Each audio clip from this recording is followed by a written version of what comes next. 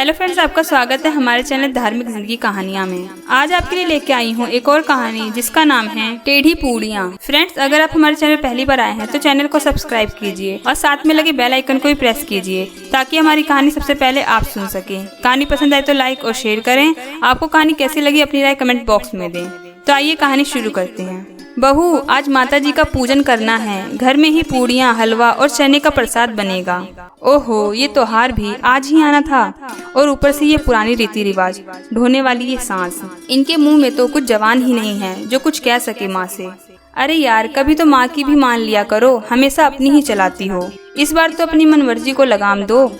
तुम्हें मालूम है ना, मुझसे ये सब नहीं होने वाला है। रही बात बच्चों में देवी माँ को देखने की, तो मैं समझती हूँ कि अब जिस तरह से छोटी छोटी देवियाँ राक्षसों द्वारा हलाल की जा रही हैं, पूजा से ज्यादा उन्हें बचाने की जरूरत है। ये तुम और तुम्हारी समाज सेवा मैं तो समझ सकता हूँ, मगर माँ नहीं समझेगी और ज्यादा देर हुई तो वो खुद बैठ जाएंगी रसोई में और फिर जो होगा तुम जानती ही हो। कोई चिंता की जरूरत नहीं है। मुझे मालूम था कि आज ये सब होने वाला है और मैं पहले ही इंतजाम करके आई थी। रात को ही पंडित जी सुबह 9 बजे आएंगे और साथ ही बच्चियाँ भी आएंगी।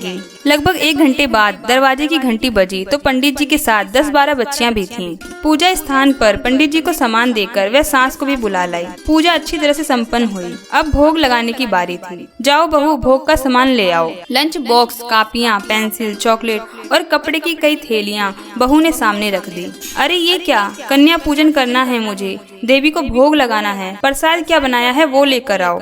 माँ, देवी तो कोई प्रसाद नहीं खाती, उन्हें जो भी भोग लगा दो वह ग्रहण कर लेती हैं। ये बच्चियाँ भी देवी का ही रूप हैं। मैंने इनके लिए पनीर पुलाव बनाए हैं और रोटियां हैं। मिठाई बाहर से मंगवा ली है, इसी का भोग लगेगा आज। राम राम, कैसी बात कर रही हो बहू? क्या तुम पूजा को भी मजाक समझती हो? देवी माँ नाराज हो जाएंगी। माँ जी, ये तो मैं नहीं जानती कि देवी माँ नाराज होंगी या नहीं, पर ये जरूर जानती हूँ कि बच्चियाँ जो मैंने पास की गरीब बस्ती से बुलवाई हैं, आज जरूर खुश होंगी और दूसरों को खुशी देना ही पूजा है मेरे लिए। सास हैरान और परेशान उस सामान को देख रही थी और साथ ही बहू को।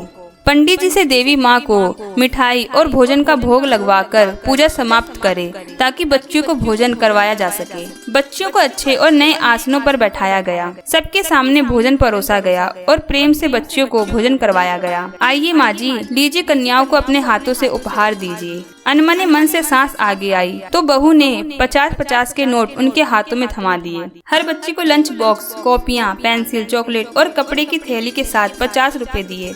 बहू, तू तो पैसे लुटा रही है बेकार में इन गरीबों पर, और ये मनमानी ठीक नहीं है। माँ जी, ये जिंदा देवियाँ हैं, इनकी मदद ही हमारी पूजा है। जो प्रसाद गलियों में फेंक दिया जाए और अनादर हो, मैं पसंद नहीं करती। इसलिए मैंने जरूरत का सामान उन्हें दिया है जिससे सही में खुशी हासिल हो। वैसे ही पूजा के बदले हम चाहते भी क्या हैं? खुशी ही ना। अब मेरी टेढ़ी मेढ़ी पूड़ियाँ ये खुशी कहाँ दे पाती। सही कह रही है बहू, मैं ही ना समझ सकी तेरी बात। तेरी पूजा ही सफल है। और बहू को गले लगा लिया।